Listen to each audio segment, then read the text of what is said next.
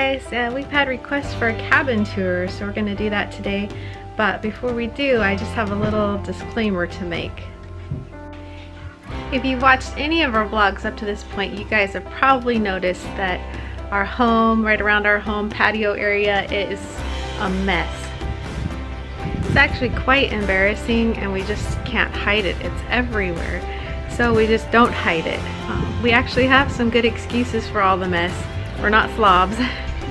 You probably heard the phrase, a place for everything and everything in its place. Well, yeah, that's great, but it only works if you have a place for everything. And we just don't have a place for everything. We are a family of 8 in a 600 square foot home that basically has no closets, no cabinets, just a few open shelves. We have no finished shop or garage.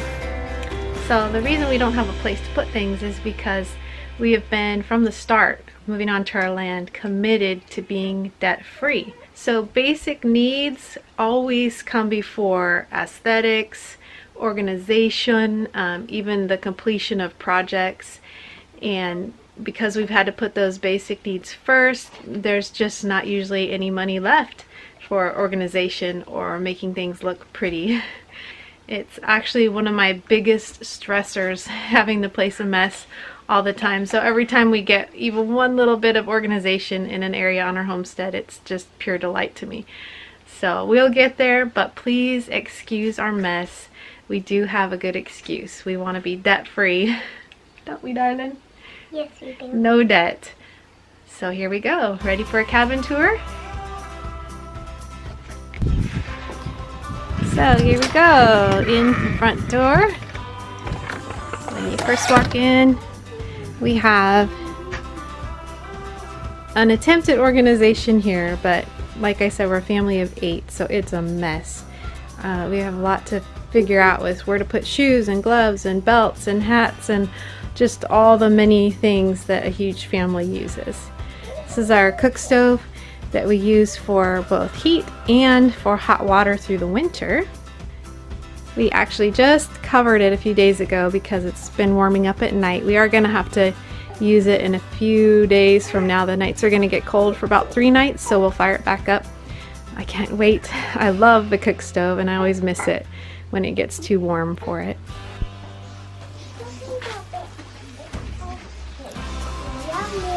Whoa, whoa, look at that hair. Here's a crazy hair, don't care. Up here above the cook stove, you can kind of see we haven't finished putting in our wall boards because they're expensive, but little by little we put more boards up. That's our water lines. They're both hot and cold, and they actually go out to, so they drop down and out to our solar hot water collector out there. So we like having solar hot water. But I think in the future we're going to actually trade out the current system that we have for a system that will be both dual hot water from our cook stove here. We'll run the line from the wall down to the cook stove and then out to a water tank that's actually going to be hopefully enclosed in our outdoor greenhouse. And that'll help us have hot water into the winter time from the solar collector that we'll put on our roof. The problem with our current solar collector is that the tank is outside, exposed to the frigid cold in the winter, and it just doesn't stay hot enough. Everything is gravity fed and or pressurized through the heat from the tank. So for the past 3 years on our land, through the winter time, I just use these pots up here, big old pots, and I put them down on the burner, and that's how I heat up hot water for baths, for dishes, for anything we need hot water. So then we move over to the kitchen area, and it pretty much always looks like this: mass dishes. That's what I get to tackle every morning. Large family, lots of dishes, but I love this sink. It's a big commercial 3-bowl sink, and then I have the spice shelves that Kip built for me, and then there's a pantry back there which is a mess, so we'll just take a quick peek. It needs organized big time, but I love having at least a little bit of shelves in here. And this is something we do different. This is a old-fashioned antique cold box.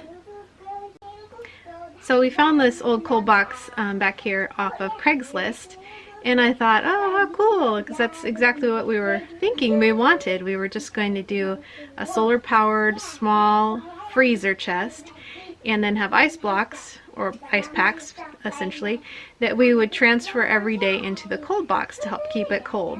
Well, unfortunately it's so old it doesn't seal very well, and so it works fine in the winter because it's pretty cold back in this corner of the house anyway, but through the summer it just does not stay cold enough. So we want to probably just get a little refrigerator that doesn't work and use that as a cold box, because that'll seal better and keep everything hopefully cold even in the summertime.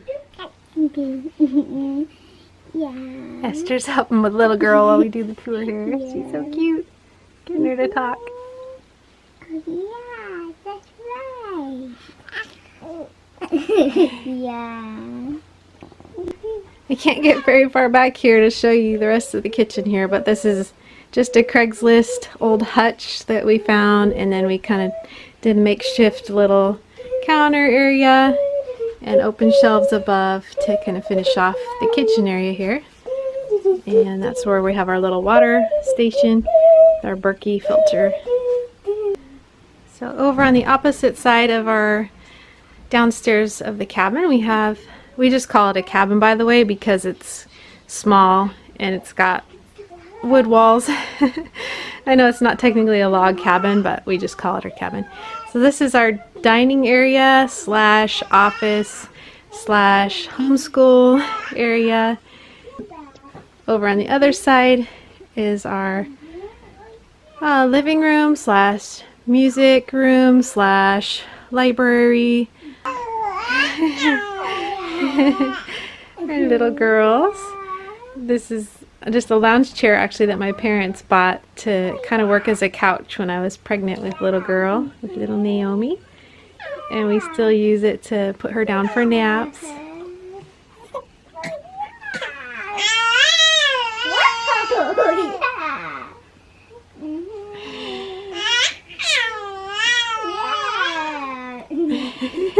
Yeah, I can't wait until I can go and watch the stars with you. Yeah.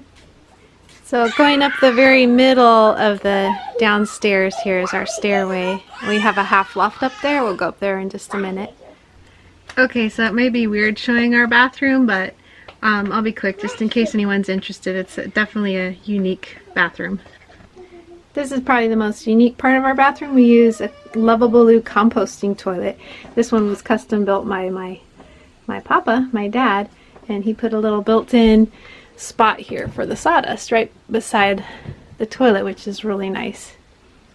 My dad also custom built a little nook here that's got a mirror and a cabinet, and this is where our sink is. It's kind of tight, but it works. And then beside that is our bathtub slash laundry hanging spot, and then a little shelf over here for all the children's cups and toothbrushes and such. And that's pretty much it for the bathroom. Okay, we're gonna head upstairs. This is what the upstairs looks like from down here. It's just an open loft up there, and it has two sides to it. One side is where Kip and I have our room, and then the other side is for the children. There we go. Made these stairs really small.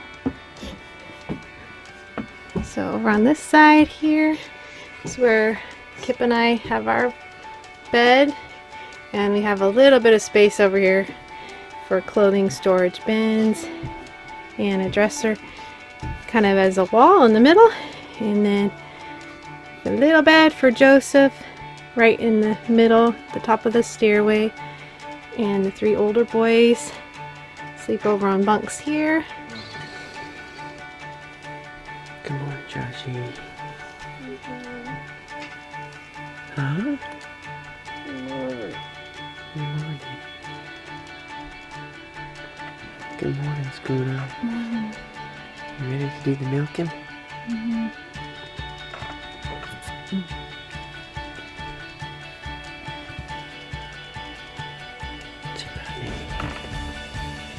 Morning, Nene.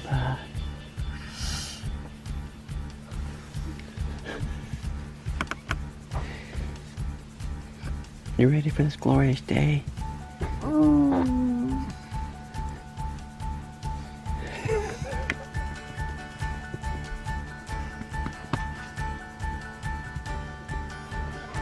There's a Jessie. There's a Jessie Mookie. Let me see here. Let's see if I can help him out any.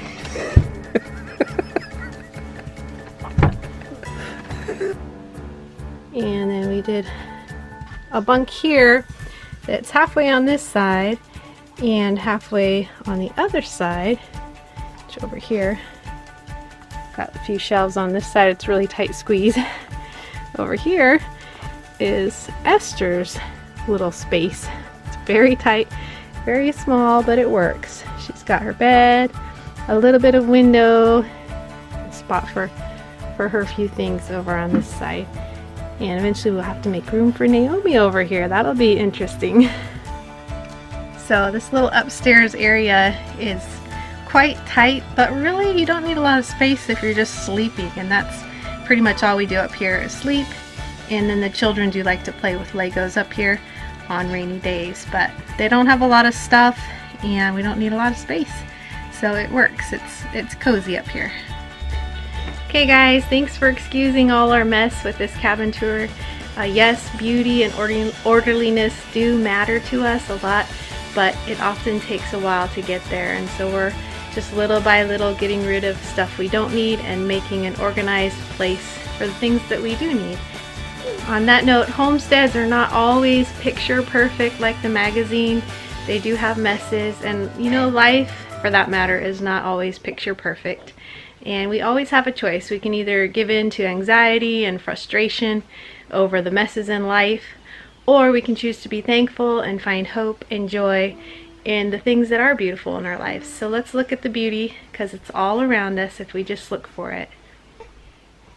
And one final note, the most important thing that we've learned in all this journey that we've been on and having to deal with all the messes of this homesteading life is that love is the most important thing. Love never fails, and I'm just so thankful to have this family that surrounds me every day, that we have so much love that we can share, and that makes up for all the mess. Right, Caleb? Yep. Alright, so that's it. That was the cabin tour. Thanks for joining us, and we hope you have a blessed day.